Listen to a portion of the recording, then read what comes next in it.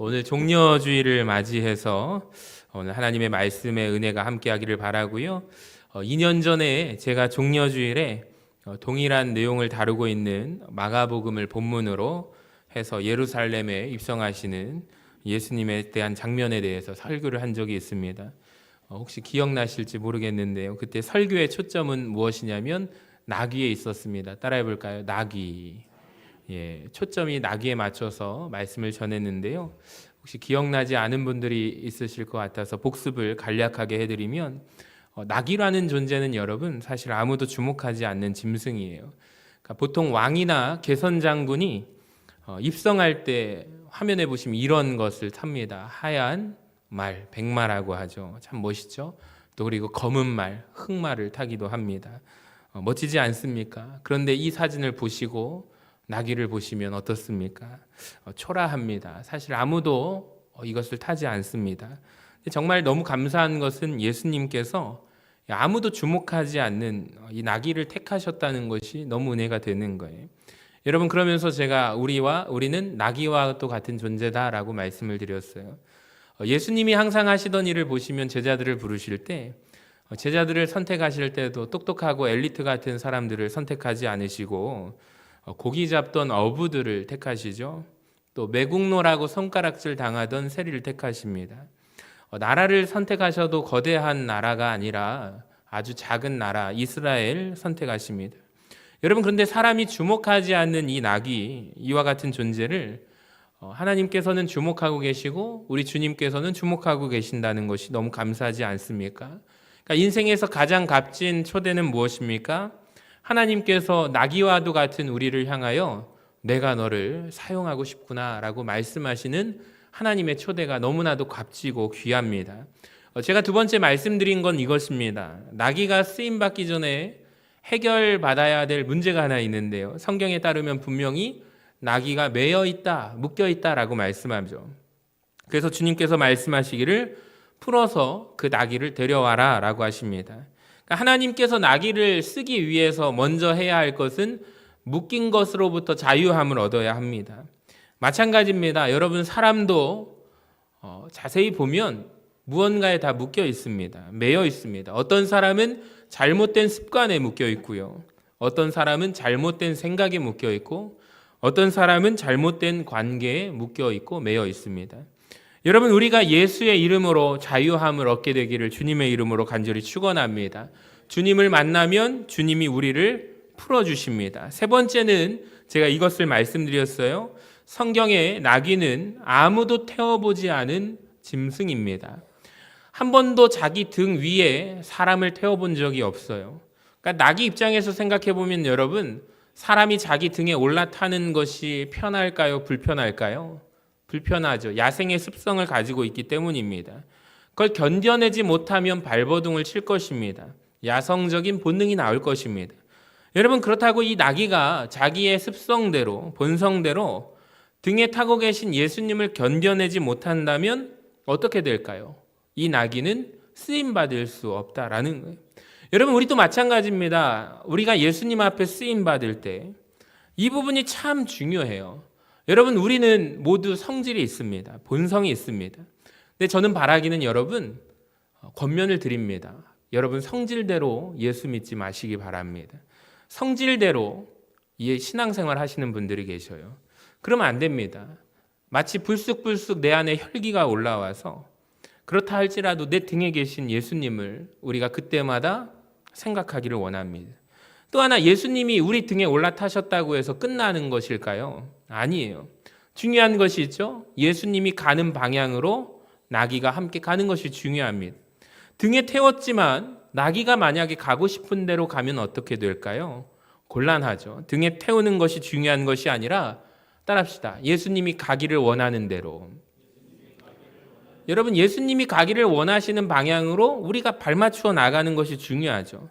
그러니까 여러분, 우리가 예수님께 묻고 예수님이 가기를 원하시는 방향으로 우리가 나아가기를 원합니다. 자, 마지막으로 그림을 보시면 예수님께서 이 나귀를 타고 예루살렘에 입성하실 때 사람들이 환호하죠. 호산나 다윗의 자손이여, 호산나 다윗의 왕이여. 종려나무 가지를 흔들고 겉옷을 길가에 펴면서 깔면서 환호합니다. 여러분, 나귀 입장에서 한번 생각해 보면 나귀의 시각으로 바라보지만 이렇게 착각하면 어떻게 될까요? 난 역시 사람들에게 인기가 많은 나귀야. 나를 이렇게 환호해 주네. 그래서 그 영광을 받으려고 나귀가 앞발을 높이 들어서 자리에서 벌떡 일어난다고 하면 앞발을 든다고 한번 가정해 봅시다. 그러면 등에 타신 예수님은 어떻게 될까요? 땅바닥에 떨어지게 될 것입니다. 그러니까 주님이 우리를 쓰게 되실 때 우리가 주님 때문에 주목받는다는 것을, 환호를 경험하게 된다는 것을 여러분 기억하시기 바랍니다. 그때 우리는 반드시 기억해야 돼요. 착각하면 안 됩니다. 내가 잘해서가 아니라, 나 때문이 아니라 예수님 때문에 내가 주목받았기 때문입니다. 여기까지 제가 2년 전에 종려주일 때 말씀을 드렸는데요. 이번에는 초점을 누구에게 맞추냐면 따라합시다. 예수님께 맞춰보기를 원합니다. 다른 시각으로 나귀를 타고 가신 예수님, 또 예루살렘을 향해서 걸어가시는 예수님, 그 예수님을 환영한 청중들의 초점을 맞추어서 말씀을 나눠보겠습니다. 먼저 예수님인데요. 제가 복음서, 사복음서를 왔다 갔다 하면서 예수님의 행적을 묵상해 보았습니다. 예수님께서 예루살렘에 가시는데 질문을 드리겠습니다. 첫 번째, 처음부터 나귀 새끼를 타고 계속해서 가셨을까요? 두 번째 질문, 아니면 처음에는 걸어가시다가 어느 지점에서 나귀를 타셨을까요? 정답은 두 번째죠. 예수님이 걸어가실 때 그 길은, 예루살렘에 가시는 길은 십자가 지기 위한 길이었습니다. 그렇다면 예수님의 마음 심정이 어땠을까요? 누가복음 19장 28절에 보세요. 예수께서 이 말씀을 하시고 예루살렘을 향하여, 우리 노란 글씨 읽어봐요. 시작. 앞서서 가시더라. 우리 주님께서 앞장서서 가십니다. 그리고 30절을 보시면 나귀 이야기가 나옵니다. 그러니까 먼저 예수님이 걸어가셨다는 것을 우리는 알 수가 있어요. 여러분, 그때 걸어가실 때 예수님 마음이 어떠했을까요? 41절을 보시면 우리 같이 읽어봅니다. 시작. 가까이 오사 성을 보시고 우셨어요. 그러니까 사람들은 환호했습니다. 사람들은 기뻐합니다. 근데 정작 환호를 받으셨던 예수님은, 예루살렘 길을 향하여 걸어가시는 예수님의 마음은 아프시고 슬펐다라는 거예요. 여러분, 왜 아팠을까요? 왜 슬프셨을까요? 지금 이 백성이, 많은 군중들이 환호하고 있지만 잠시 뒤에는 예수를 십자가에 못 박으라 소리치는 무리가 되기 때문입니다. 여러분, 결국에 예수님이 십자가를 지셔야 하기 때문이죠. 그러니까 사명을 감당하는 길은 어떤 마음을 가지고 있냐면 예수님에게 슬픈 마음이었다라는 것이 저는 묵상이 되었습니다. 예수님이 사명을 감당하시면서 걸어가실 때 그 마음은 기쁜 것이 아니라 슬픈 마음, 아픔을 가지고 걸어가셨다라는 거예요. 여러분, 우리 모두도 마찬가지죠. 우리 지금 올해부터, 우리 작년에 구역으로 식당 봉사하다가 올해부터 신도회로 12개 조를 편성했는데 우리 조장님들 어떠십니까? 이따 모일 건데요. 어렵죠? 힘들죠? 다 모두 힘들어요. 그러니까 모두가 사명의 길을 감당하고 걸어갑니다. 또 오늘 목장을 편성했네요. 왜 목자를 임명을 할까요? 왜 그 고통스러운 자리를 자꾸 임명할까요? 교회가 해야 하기 때문입니다. 그러니까 교회는 목자를 왜 임명할까요? 그것이 주님의 마음이고 주님의 길이고 주님의 사명이기 때문이죠. 그러니까 이 길은 절대로 쉬운 길이 아닙니다. 때때로 낙심될 때가 있죠. 때때로 애통하게 될 때도 있죠. 마음이 상할 때도 있습니다. 저도 마찬가지입니다. 그런데 여러분 기억하시기 바랍니다. 우리 예수님도 사명 감당하실 때 슬퍼하시면서 걸어가셨다라는 거예요. 여러분, 혹시 내가 주의 일을 하다가 마음 아프고 상할 때가 있더라도 포기하지 마시고 주님을 따라 걸어가는, 동행하는 발걸음이 되시기를 축복합니다. 자, 두 번째로 마가복음을 한번 보시면 10장에 32절을 보세요. 예수님이 먼저 걸어가셨거든요. 보시면 예루살렘으로 올라가는 길에, 지금 올라가시는 길입니다. 마가복음 11장에서 나귀를 타십니다. 예수께서 그들 앞에 서서 가시는데, 그러니까 예수님이 처음에 분명히 걸어가시는 거예요. 그들이 놀라고, 같이 노란 글씨 읽어봅니다. 시작. 그들이 놀라고 따르는 자들은 두려워하더라. 아멘.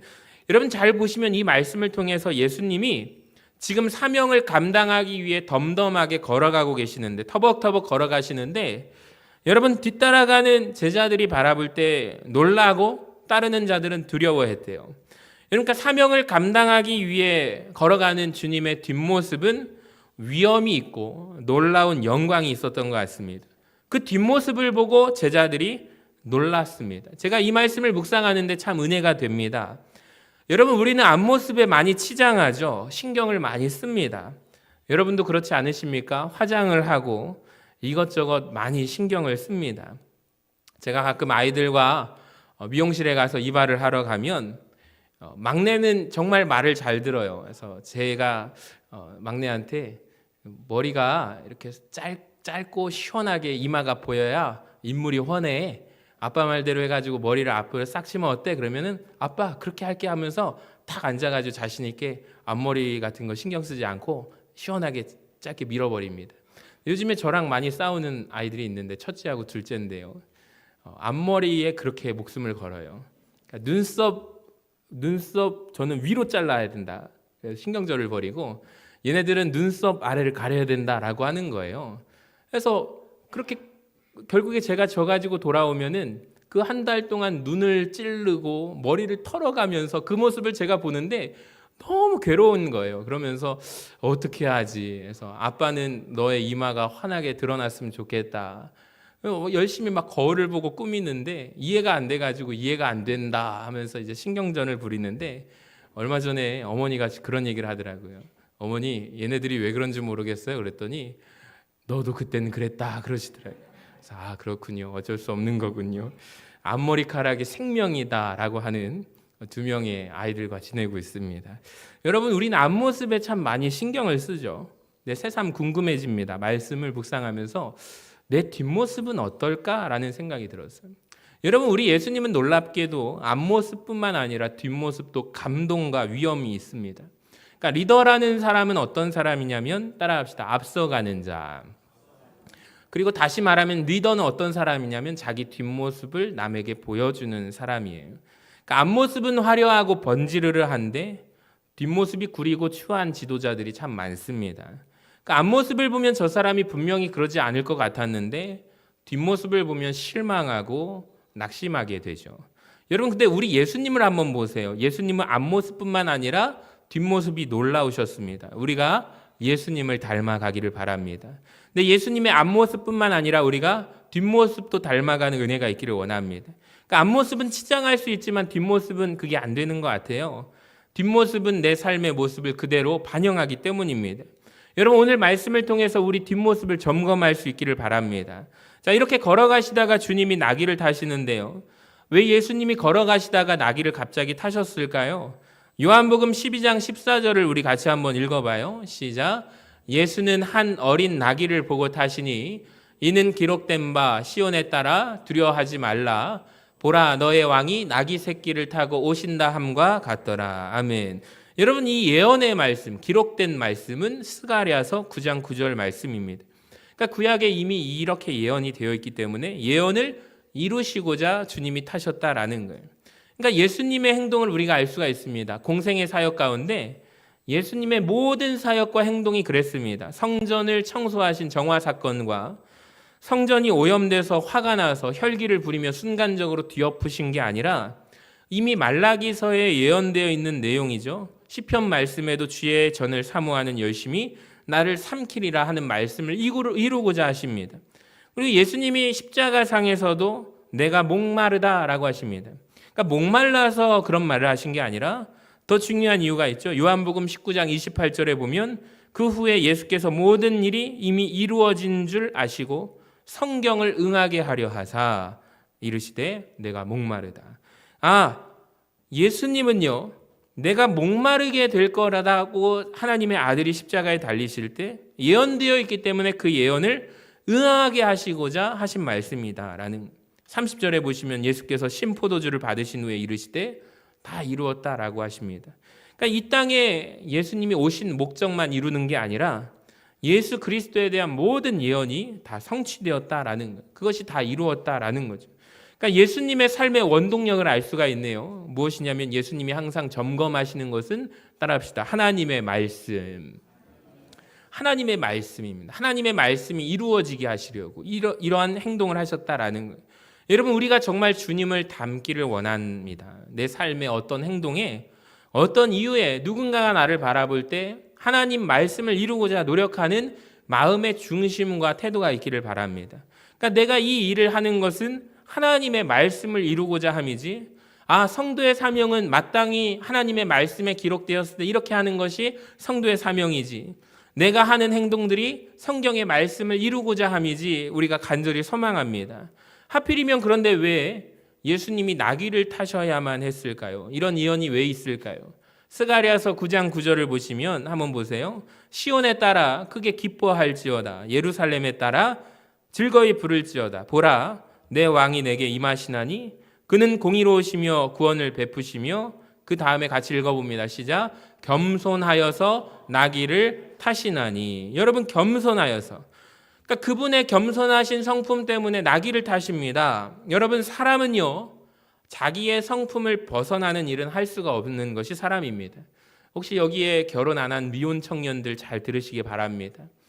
배우자를 놓고 기도하는 기도에 여러 가지 조건과 스펙을 놓고 기도하지 마시고 제일 우선순위가 성품을 놓고 기도하시기를 바랍니다. 그 사람의 성품이 중요합니다. 사람은요, 자기 성품을 벗어나는 일을 할 수가 없어요. 그러니까 예수님은 그 성품이 겸손하셨기 때문에 겸손함을 벗어나는 일을 예수님은 하실 수가 없습니다. 여러분, 그렇다면 우리가 예수님의 이 겸손한 성품을 닮아가기를 원합니다. 그러니까 우리가 말씀에 순종하는 길이 있습니다. 주님의 성품을 닮아야 합니다. 우리가 예수님의 성품을 닮지 않고는 예수님의 길을 걸어갈 수가 없는 거예요. 무엇보다도 이 시간 주님의 겸손함을 닮아가는 우리 모두가 되시기를 축복합니다. 자, 마지막으로 초점은 따라합시다. 청중들, 무리들에게 한번 돌리겠습니다.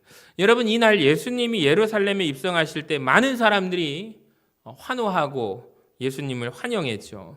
좋은 일입니다. 그림을 한번 보시면 우리가 이왕 환영할 거면 이렇게 환호하기를 원합니다. 열렬하게 환호하시기를 바랍니다. 그러니까 매주마다 말씀이신 하나님의 말씀이, 예수님이 선포되는 말씀을 통해서 우리 마음에 주님이 들어오기를 원하십니다. 그러니까 아멘을 해도 여러분 크게 아멘 하시기를 바랍니다. 열렬하게 환호하시기를 바랍니다. 그러니까 이건 우리가 배워야 해요. 열렬하게 종려나무까지를 흔들면서 하나님의 말씀이 선포될 때 아멘하고, 열렬하게 찬양할 때도 기쁜 마음으로 크게 박수를 치면서 하나님을 찬양했으면 좋겠습니다. 그런데 더 중요한 말씀이 있어요.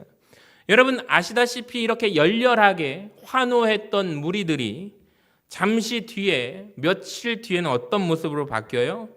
예수님을 십자가에 못 박으라 라는 외침으로 바뀝니다. 왜 그럴까요? 왜 이들이 180도 이렇게 바뀌었을까요? 여러분 그 이유를 아십니까? 애초에 이들이 환영하고 있는 마음의 중심과 태도는 무엇입니까? 여러분 요한복음 12장 17절에 보시면 보세요. 나사로를 무덤에서 불러내어 죽은 자 가운데서 살리실 때 함께 있던 무리들이 증언한 거예요. 소문을 낸 거예요. 나사로가 살아났다. 죽었던 나사로가 되살아났다라는 소문을 사람들이 소문내기 시작합니다. 그래서 18절에 이에 무리가 예수를 이렇게 열렬하게 맞음은 표적 행하심을 그들이 들었기 때문입니다. 소문을 들었기 때문입니다. 예수님의 능력이 대단함에 대한 소문을 들었기 때문이에요. 환영했습니다. 왜 환영했을까요? 예수님이 가진 죽은 자도 살리는 능력을 어디를 위해서 썼으면 좋겠다? 우리들을 위해서 썼으면 좋겠다. 우리들을 위해서 행동했으면 좋겠다. 특별히 정치적 메시아가 되어서 지금 로마의 식민지 속국으로 살아가는 우리를 해방시켜주면 좋겠다. 그래서 예수님의 그 힘이 필요한 겁니다. 그래서 그들이 열렬하게 환영하고 있습니다. 그런데 예수님이 뭐라고 말씀하시냐면 나는 죽으러 왔다라고 하십니다. 나는 죽으러 왔다. 여러분 이 말을 주님이 하실 때 자기들이 생각했던 정치적 메시아, 자기들이 생각했던 멋진 우리를 구원할 자, 여러분 이것이 아님을 확인되는 순간이죠. 이들이 예수님께 등을 돌리기 시작해요. 내가 좋아하는 예수님은 받아들일 수 있지만 내 마음에 맞지 않는 나는 죽으러 왔도다 라고 말하는 예수님은 받아들일 수가 없습니다. 여러분 그런데 우리도 놀랍게도 이런 행동하지 않기를 원합니다. 우리가 예수님에 대해서 환호하고 환영한다고 그 말이 곧 그 사람이 예수님을 열심히 찬양하고 기도한다고 해서 예수님을 따라가는 자는 아닙니다. 여러분, 그런데 사람들은 착각하는 것 같아요. 그러니까 오늘 본문에도 사람들의 착각이 나와요. 19절에 보세요. 바리새인들의 착각인데요. 같이 한번 읽어봐요. 시작. 바리새인들이 서로 말하되 볼지어다 너희 하는 말이 쓸데없다. 보라 온 세상이 그를 따르는도다 하니라. 여러분, 자기들끼리 바리새인들이 뭐라고 말해요? 여러분, 보라 온 세상이 예수를 따른다라고 말합니다. 천만입니다. 여러분, 지금 온 세상이 예수님이 환호하고 있지만 환호한다고 해서 예수님을 따르고 있는 건 아니에요. 착각하면 안 됩니다. 우리도 마찬가지죠. 여러분, 예배 시간에 우리가 이 시간에 예수님을 열렬히 환호할 수 있습니다. 환영할 수 있어요. 우리 아까 전에 열심히 찬양했습니다. 크게 찬양하며 예수님을 높일 수 있습니다. 그런데 여러분, 환호한다고 해서 찬송한다고 해서 내가 주님을 따라가는 것은 아닌 것 같습니다. 분명히 다르죠. 여러분, 예배 시간 우리가 하나님을 높이고 찬양하고 환영했다면 이제 우리에게 남은 것이 있는데 일주일 동안 주님을 따라가는 겁니다. 할렐루야. 여러분, 우리가 일주일 동안 주님을 따라가기를 원합니다.